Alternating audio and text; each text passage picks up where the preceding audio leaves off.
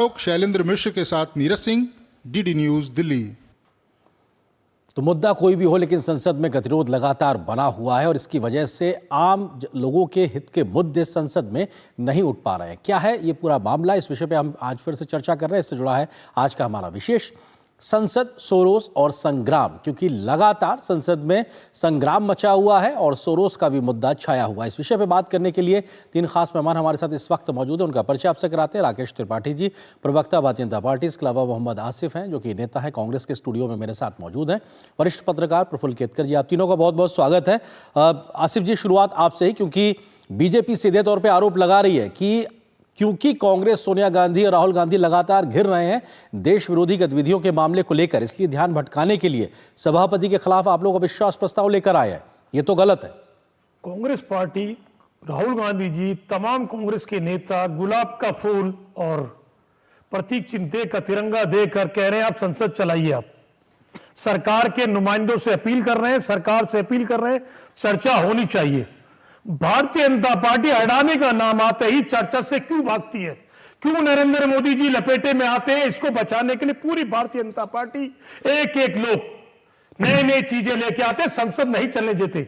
सरकार का काम है संसद को चलाना, और साल पहली बार ऐसा हो रहा है सरकार ही संसद चलाने से भाग रही है। और अडानी का मुद्दा आते ऐसे लगता है बिजली का तार पकड़ लिया भारतीय जनता पार्टी ने। ऐसे कौन से चीज खुलने वाली है अडानी जी को लेकर? सरकार के गठबंधन की, सरकार की मिली भगत की, सरकार की सपोर्ट की, कि सरकार पूरी तरह पर्दाफाश हो जाएगा और सरकार हर तरीके से भारतीय जनता पार्टी संसद चलने नहीं देना चाहती। ठीक है, राकेश त्रिपाठी जी वो कह रहे हैं कि साहब आप ही लोग जो नहीं चलने दे रहे, वो तो गुलाब का फूल लेके आपसे निवेदन कर रहे हैं, आपको गिफ्ट दे रहे हैं, उसके बाद भी बीजेपी कहीं ना कहीं चर्चा से भाग रही है।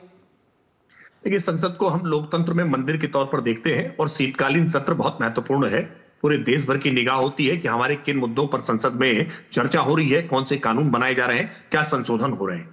लेकिन जिस तरह से कांग्रेस पार्टी हठधर्मिता के आधार पर कोई भी सदन हो, कोई भी शीतकालीन सत्र हो, ग्रीष्मकालीन सत्र हो या किसी भी प्रकार का मानसून सत्र हो, हर सत्र में जानबूझ करके हंगामा करना, चर्चा ना होने पाए इसके लिए लगातार प्रयत्न करना और किसी न किसी विदेशी रिपोर्ट का हवाला दे करके जब जब महत्वपूर्ण सदन चलना होता है तो कोई ना कोई विदेशी रिपोर्ट आ जाती है। और आज जब इस रिपोर्ट के पीछे की वजहें हम सामने लेकर के आए हैं कि कैसे अमेरिकी उद्योगपति जॉर्ज सोरोस के विदेशी फंडिंग के आधार पर देश को अस्थिर करने की साजिश कांग्रेस पार्टी रच रही है, तो जैसे ही नाम लिया सोरोस वैसे ही खो बैठी कांग्रेस होश, और इसीलिए होश खो बैठ करके ये जगदीप धनखड़ के खिलाफ अविश्वास प्रस्ताव लेकर के आ गए। बहुत दुर्भाग्यपूर्ण है।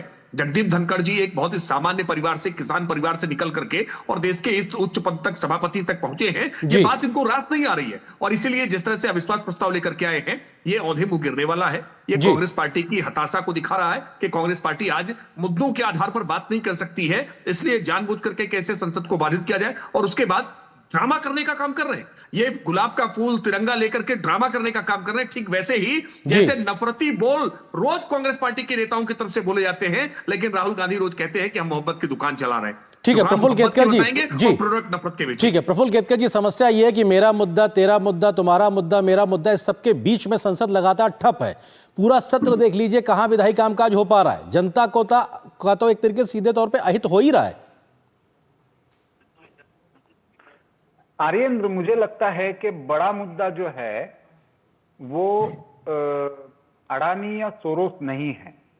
बड़ा मुद्दा यह है कि क्या भारत की संसदीय प्रक्रिया, भारत की राजनीति भारत के मुद्दों पर चलेगी या बाहर से निर्धारित होने वाले मुद्दों पर चलेगी। ये दोनों मुद्दे अमेरिका से ओरिजिनेट होते हैं। अमेरिका के कोर्ट में कोई केस निचले कोर्ट पर आ जाता है जिसमें एक नाम आ जाता है उद्योगपति का, और उद्योगपति के रिश्वत देने का एनर्जी मामले में, और वो नाम कौन कौन सी सरकारों के आते हैं? जम्मू कश्मीर, तेलंगाना, तमिलनाडु, उड़ीसा। तो इसमें तो कोई सीधा ना मोदी सरकार का संबंध है ना केंद्र सरकार का संबंध है। ये तो कांग्रेस या कांग्रेस के मित्र पक्षों की सरकार है। उस रिपोर्ट को उठाकर और ये पैटर्न बन जाना कि हर संसदीय सत्र से पहले ऐसी कोई एक रिपोर्ट ओरिजिनेट होती है और उस रिपोर्ट के आधार पर संसदीय काम जो है वो ठप पड़ जाता है। जी, ये मूल मुद्दा है। इसके बीच में कोई तार है क्या? तो बीजेपी मुझे लगता है कि स्ट्रेटेजिकली एक इस बार ऑफेंसिवली, हालांकि ये बात नहीं है कि राजीव गांधी फाउंडेशन को सोरोस के ओपन सोसाइटी फाउंडेशन से पैसा आना 2016 से अंडर ऑब्जर्वेशन है सोरोस फाउंडेशन, और Soros foundation openly George Soros जो है वो रेजिम चेंज की बात करते हैं, वो डिफाइन करते हैं डेमोक्रेसी कौन सी और डेमोक्रेसी कौन सी नहीं है, कौन सी सोसाइटी ओपन है और कौन सी सोसाइटी क्लोज है। क्या हमको ये निर्धारित करने का अधिकार किसी अमेरिकी थिंक टैंक को, किसी अमेरिकन फाउंडेशन को, किसी अमेरिकन कोर्ट को देना है, या हमारी व्यवस्था इसको तय करेंगी कि बिल्कुल, ये बहुत महत्वपूर्ण बात है कि बिल्कुल जी व्यवस्था किन मुद्दों पर चले। बिल्कुल, बाहरी ताकतें किस प्रकार से देश को क्या एक तरीके से एजेंडा देंगी, उस पे देश आगे बढ़ेगा या खुद को। आसिफ जी, सवाल यही बनता है कि क्या जो बीजेपी लगातार सिलसिलेवार तरीके से तथ्य के साथ आ रही, कि साहब एक मुद्दा आता है संसद के सत्र के बीच में, उसके बाद में कांग्रेस उसको उठाती नजर आती, तो एक पैटर्न नजर आ रहा है, तो ये कहीं क्रेडिबिलिटी पे भी सवाल खड़े कर रहा है कांग्रेस की कि साहब आपके पास अपना एजेंडा नहीं है, आयातित एजेंडे पे काम हो रहा है। प्रफुल्ल जी आंध्र प्रदेश का नाम लेना भूल गए, क्योंकि वो भारतीय जनता पार्टी के साथ पूरे साल रहे। उड़ीसा की सरकार पूरी तरह भारतीय जनता पार्टी से सेंटर में साथ से कंधे से कंधा मिला के चलती रही। जम्मू कश्मीर की सरकार भारतीय जनता पार्टी चलाती रही। ये जरा प्रफुल्ल जी भूल गए बताने के लिए, भारतीय जनता पार्टी का नाम लेने के लिए। ना जाने ऐसी कौन सी दहशत हमारे एक्सपर्टों को होती है, भूल जाते हैं जहां भारतीय जनता पार्टी का नाम है और उस उद्योगपति का नाम लेना भूल गए जिसका नाम अडानी है। ऐसा क्यों? मुझे मैं नहीं कह सकता प्रफुल्ल जी को उनका नाम लेते नहीं, सवाल महसूस हो रही थी। आसिफ जी सवाल ये आसिफ जी सवाल ये है, हाँ सवाल ये है कि कांग्रेस पार्टी अपने द्वारा उठाए गए मुद्दे पे संसद से सड़क तक लड़ती है या फिर बाहर से कोई एक एजेंडा आता है उस पर लड़ती है? मूल सवाल ये है ना। मूल सवाल आपकी प्रफुल्ल जी से कोई वो नहीं हो सकती, लेकिन जितनी बात उन्होंने कही, तो जितनी बात उन्होंने उसका बताइए इस्तेमाल किया जी। अमेरिका की कोर्ट के अंदर कोई मामला जाता है, कोर्ट क्या चलती फिरती चीज है? कोर्ट कांग्रेस की कहने से चल रही है अमेरिका की? क्या अमेरिका की सरकार कांग्रेस के कहने चल रही है? मित्र तो मोदी जी के ट्रम्प जी, चल कांग्रेस के कहने से रहे सब कुछ अमेरिका के अंदर। यह कैसा दुर्भाग्य है देश का। जब अडानी जी का नाम आता है कहीं से भी, पूरी सरकार, पूरा प्रधानमंत्री नरेंद्र मोदी जी के कौन से राज खुलने होते हैं, उसकी दहशत में नए नए मुद्दे भारतीय जनता पार्टी लेके आते, देश को बरगलाने का काम करती है। देश के टैक्स के पैसे से जो संसद चलती है, इतना खर्चा आता है। कांग्रेस पार्टी, राहुल गांधी जी, तमाम विपक्ष कह रहा है गुलाब का फूल लीजिए, तिरंगा आपके लिए है, लेकिन अभी भारतीय जनता पार्टी के तिरंगे का इस्तेमाल हो रहा है। तिरंगे के लिए हिंदुस्तानियों ने, कांग्रेस परिवार ने अपना बलिदान दिया, अपना खून दिया है। इस खून से तिरंगे को हिंदुस्तानियों ने सींचा है, कांग्रेस पार्टी ने सींचा, गांधी परिवार ने सींचा है। 2 लोग शहीद हुए कांग्रेस पार्टी के। सर बात ये है, इसको खारिज कोई नहीं कर रहा। अपमान हो रहा है, हाँ। तिरंगे का अपमान कोई कर रहा है तो भारतीय जनता पार्टी करती है। राकेश त्रिपाठी जी, आप लोग तिरंगे का अपमान कर रहे हैं, वो ये आरोप लगा रहे हैं और लगातार कह रहे हैं कि साहब अमेरिका की कोर्ट को आप हल्के में क्यों ले रहे हैं, आपके तो मित्र देश के तौर पे हैं। कि कैसे अपमान कौन कर रहा है और कौन संवैधानिक परंपराओं का सम्मान रख रहा है, ये तो देश देख रहा है। लेकिन ये बात मुझे लगता है कि आसिफ साहब को देश को समझानी पड़ेगी कि आखिरकार कारण क्या है।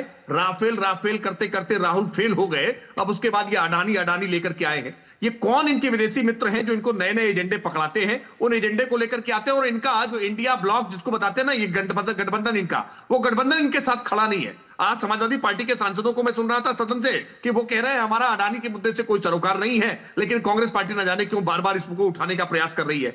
सारी पार्टियां चाहती हैं कि सदन चले, लेकिन कांग्रेस पार्टी राहुल गांधी की अगुवाई में अपने विदेशी मित्रों के दबाव में भारत का लोकतंत्र कमजोर कैसे हो जाए, भारत की लोकतांत्रिक परंपराएं कमजोर कैसे हो जाए, सदन में चर्चा न होने पाए। जो विश्व के कई ऐसे देश जिनको अच्छा नहीं लग रहा है कि भारत कैसे आज चौथी अर्थव्यवस्था हो गया है और तीसरी अर्थव्यवस्था की तरफ बढ़ रहा है, तो भारत कैसे मजबूत है, स्थिर है, इसको कैसे अस्थिर किया जाए, कैसे इसके डेमोक्रेटिक प्रोसेस को गिराया जाए, इसके लिए तरह तरह के षड्यंत्र रचने का प्रयास तमाम विदेशी कांग्रेस पार्टी के मित्र कांग्रेस को एक हथियार बना करके इस्तेमाल कर रहे हैं। लेकिन ये पूरा देश देख रहा है कि कांग्रेस पार्टी कैसे एक टूल के तौर पर, उपकरण के तौर पर भारत को कमजोर करने का प्रयास कर रही है। लेकिन भारत कमजोर होने वाला नहीं है, भारत श्रीलंका की तरह बनने वाला नहीं है, भारत पाकिस्तान की तरह बनने वाला नहीं है।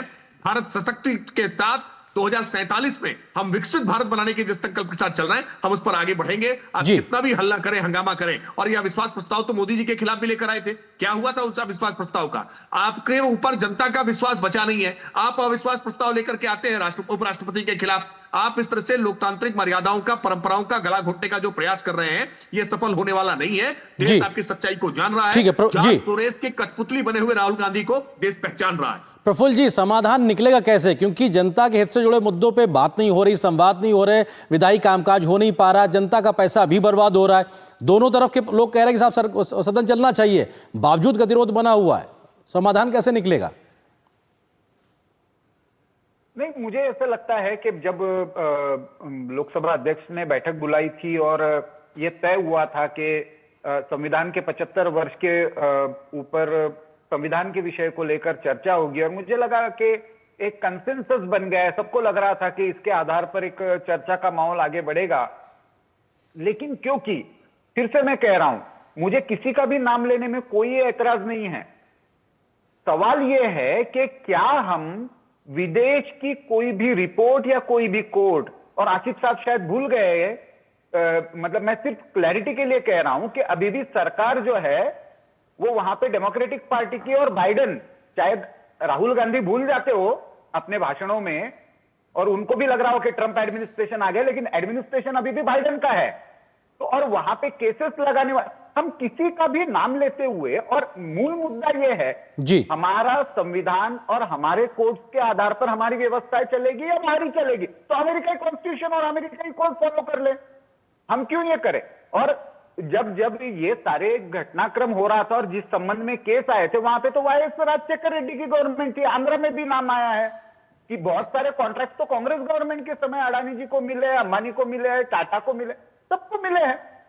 हम गैर जिम्मेदार तरीके से चीनी एजेंडे पर या अमेरिकन किसी थिंक टैंक के एजेंडे पर किसी का भी नाम ले ले और गैर जिम्मेदारी तरीके से अपनी संस्थानों को, मुझे लगता है जी, दोनों विपक्ष और सरकारी पक्ष को ये ध्यान रखना चाहिए कि हम जब संविधान के नाम पर, संविधान के 75 वर्ष के नाम पर, और दोनों पक्ष संविधान के नाम पर, तो अपनी संवैधानिक परंपराएं क्या है जी, अपना संविधान इसमें क्या कहता है, अपने कोर्ट में इसके संबंध में क्या चर्चाएं हो रही है, इन विषयों को आगे बढ़ाते हुए जो विधायी कामकाज है उसको आगे बढ़ाने के लिए कंसेंसस बनाएं। और मुझे बहुत खुशी है कि कोर्ट ने, कांग्रेस ने भी ये कहा है कि सोरोस को आने वाला हर पैसा का जांच होनी चाहिए।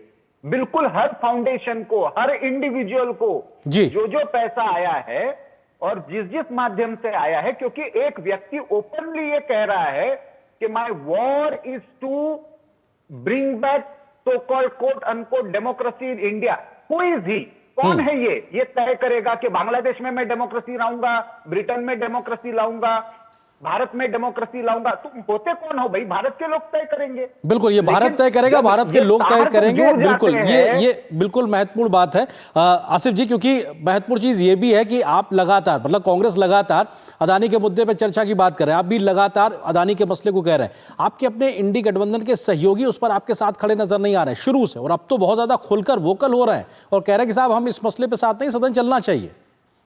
अभी त्रिपाठी जी ने कहा किसान के बेटे हैं धनखड़ जी, किसान के बेटे हैं, कोई दो राय नहीं है। वही किसानों की बात करना भूल गए थे। 780 किसानों की काले कानून ने उनकी हत्या की, कोई आवाज नहीं आया किसानों के लिए। धनखड़ जी की उपराष्ट्रपति है, सामान्य पद पर बैठे हैं, सलाम इस पद को।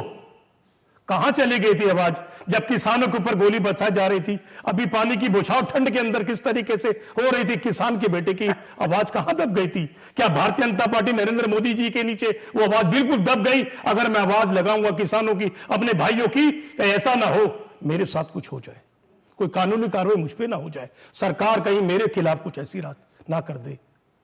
तो ये कहना कि पद पे बैठे व्यक्ति किसान का बेटा है, किसान का बेटा किसान का बेटा रहेगा, लेकिन वो किसान का बेटा सच बोलना अच्छा, सहयोगी जो मेरा सवाल था आसिफ जी, सहयोगियों का साथ आपको नहीं मिल रहा है मेरे उस सवाल पे। आसिफ जी, मेरा जो सवाल है उस पर थोड़ा समय कमी है कि आपको अपने सहयोगियों का सहयोग नहीं मिल रहा है अदानी के मुद्दे पे। आप ये देखिए, अविश्वास प्रस्ताव आया ना, तमाम इंडिया गठबंधन के लोगों ने सिग्नेचर किए, भारतीय जनता पार्टी चिल्लाती रहे कि सहयोग नहीं ठीक है, है। गठबंधन एक ठीक जगह है। नहीं है, टूट राकेश गया जी, है। राकेश जी वो कह रहे हैं कि साहब लेकिन विपक्ष किस पूरा तरीके एक से है, पूरे विपक्ष इंडी ने गठबंधन पूरा सिग्नेचर एक है और किया मिलकर, कर ठीक इकट्ठा है हुआ। आरिफ जी, समय की सीमा है। राकेश जी वो कह रहे हैं कि साहब पूरा गठबंधन एक है, मिलकर लड़ने के लिए तैयार है आपके खिलाफ। देखिए, मोहम्मद आसिफ साहब मुझे लगता है अपने गठबंधन के सहयोगियों को सुनना नहीं चाहते हैं। अगर गठबंधन के सहयोगियों को सुनते तो आज ही बहुत सारे इनके सहयोगियों के बयान इस संदर्भ में है कि वो अडानी के मसले पर उनका कोई सरोकार नहीं है, वो चाहते हैं कि सदन चले। लेकिन जिस तरह से विदेशी मित्रों के पेरोल पर काम कर रहे हैं, मैं बहुत गंभीरता से आरोप लगा रहा हूं कि पेरोल पर जैसे काम कर रहे हो एक कर्मचारी के तौर पर राहुल गांधी उस तरह का बिहेव कर रहे हैं। अपने अलायंस पार्टनर्स की बात नहीं सुन रहे हैं। उनके अलायंस पार्टनर्स कह रहे हैं कि इन मुद्दों को उठाने की आवश्यकता नहीं है, सदन चलना चाहिए, देश के कामकाज पर चर्चा हो। लेकिन राहुल गांधी जिद ठान कर बैठे हैं और यह उसी तरह की जिद है जिस तरह की जिद राफेल के मसले पर दिखाई पड़ी थी। इसी प्रकार से सदन में कोई ना कोई मसला जिद पूर्वक लेकर के एक शरारती बच्चे की तरह से आइए और आकर के डेमोक्रेसी को आप नुकसान पहुंचाने का प्रयास करिए। लोकतंत्र में संवाद सबसे जरूरी। वक्त फिलहाल इतनी अनुमति दे रहा। बहुत शुक्रिया आप तीनों का हमारे साथ जुड़ने के लिए, इस विषय पर विस्तार से बात करने के लिए। और निश्चित तौर से संसद में जो एक तरीके से काम ठप है वो स्थिति से बाहर निकलना चाहिए और जनता के हित से जुड़े कामकाज आगे बढ़ने चाहिए। संसद से ही जुड़ी अगली खबर से आपको रूबरू कराते हैं। गतिरोध और हंगामे के बीच में आज लोकसभा में कुछ कामकाज देखने को मिला। सुबह प्रश्नकाल और शून्यकाल चला तो कुछ विधेयकों पर सरकार की ओर से जवाब भी सामने आया। लोकसभा में रेलवे संशोधन बिल 2024 पारित हो गया तो आपदा प्रबंधन बिल 2024 पर भी चर्चा देखने को मिली। कैसा रहा आज का विधायी कामकाज का दिन लोकसभा में, देखिए इस रिपोर्ट में। राज्यसभा में भले ही गतिरोध जारी है, लेकिन बुधवार को लोकसभा में काफी कामकाज हुआ। सुबह प्रश्नकाल में कई अहम सवालों के उत्तर संबंधित मंत्रियों द्वारा दिए गए।